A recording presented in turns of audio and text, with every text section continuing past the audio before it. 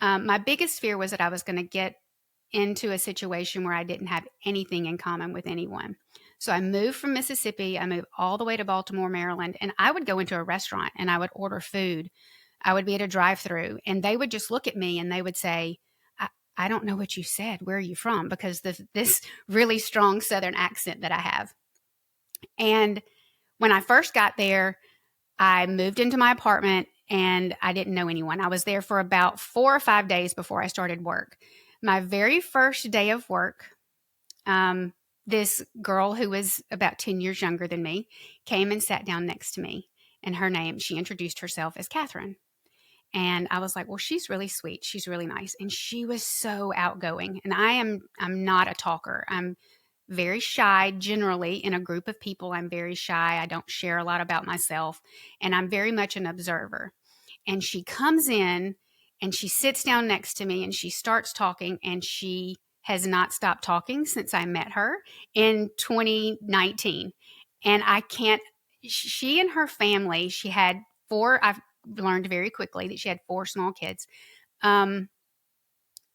Their family became my family. And I talked to her this morning. I talked to her yesterday. I talked to her every single day of my life now. She's the one that I traveled all the way from Baltimore, Maryland, and drove her family across the country to Denver. They've now moved back to the Northeast, and I'm making plans now to go visit her. I visited her so many times when she was out in Denver. So that friendship began. And then we started work, and I was like, okay, are these women going to have anything in common with me? I've had some life changes. I'm at a different phase of my life, a different season. And the team that I worked with, they were incredible. They accepted me with open arms. They knew that I was away 17 hours away from my family. And we formed friendships individually, personally, professionally, that I continue to this day. And they're incredible. When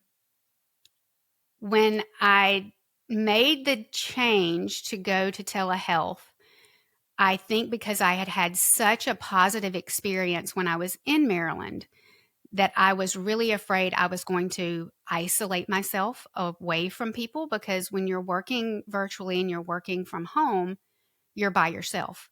And I do live by myself. There's no one else but me. And that, I think, was my biggest fear, that I was going, because I am an introvert. I like my alone time, but I also love my friends.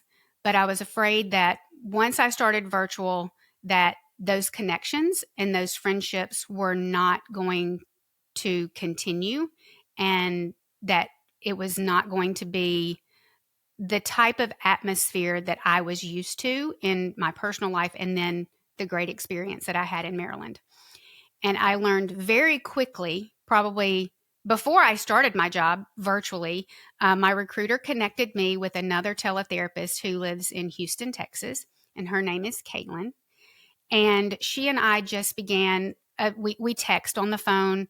I think the first time we talked for over 2 hours, just getting to know one another. She's a bit younger than I am, as most people are. But we just formed a great friendship, and we chatted.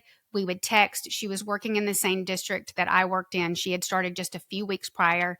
So she was kind of my go-to when I was like, hey, who do I need to contact about this? Who do I need to contact about this? What are the rules about this? Can you tell me about this? So that's how our friendship started.